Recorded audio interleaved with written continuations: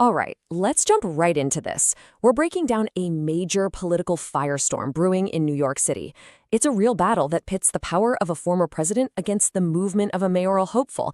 And believe it or not, it all kicked off with just one single explosive social media post. And there it is. This is the post that set everything off. This isn't just your typical political trash talk. This is a former president laying it out there, threatening to use the federal government's wallet to influence a local election. Right away, this brings up some huge questions about where the lines of political power are even drawn.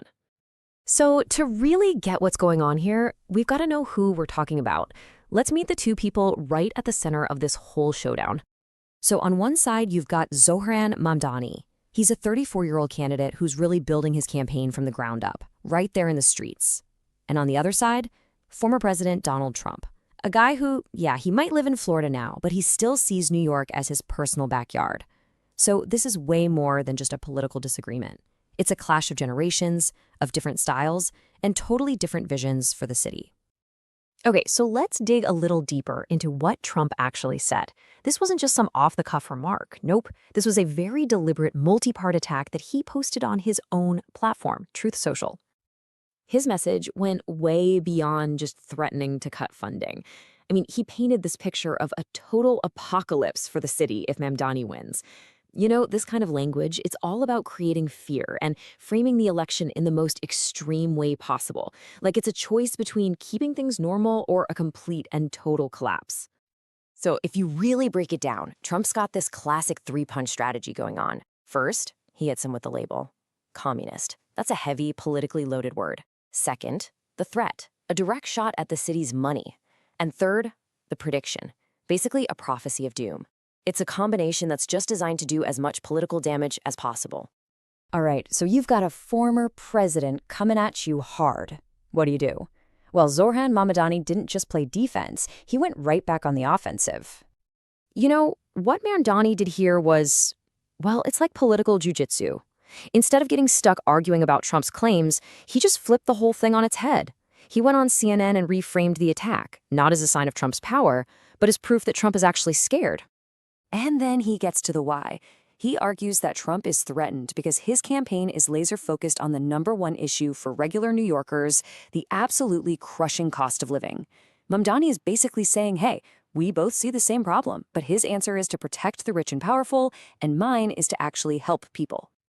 And to really hammer this point home, he lays out this really stark comparison. On one side, you have a $300 million renovation of a ballroom in the White House under Trump, and on the other, using that exact same amount of money to help put food on the table for New Yorkers who are struggling.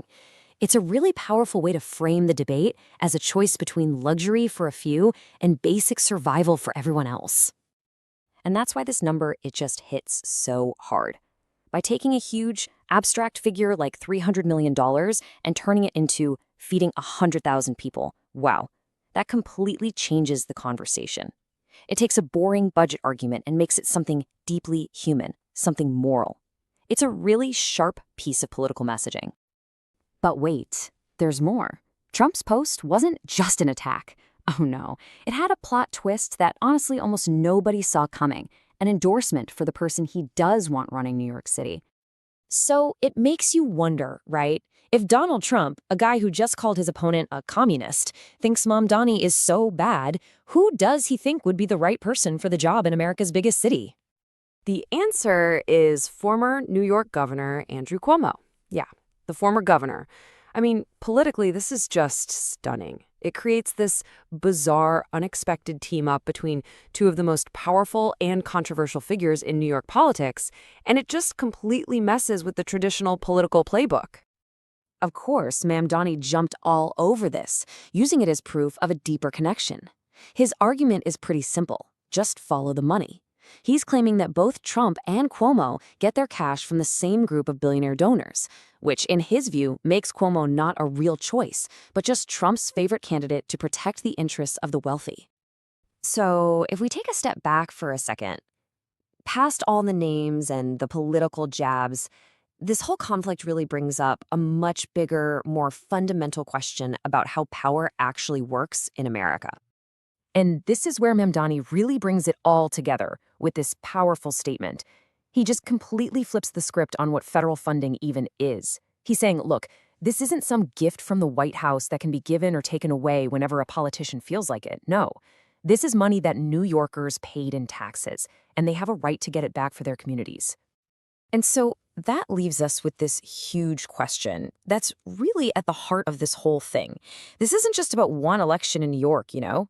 It's really a test of the balance of power in America. So who should get to decide a city's future? The people who actually live there or the person sitting in the Oval Office?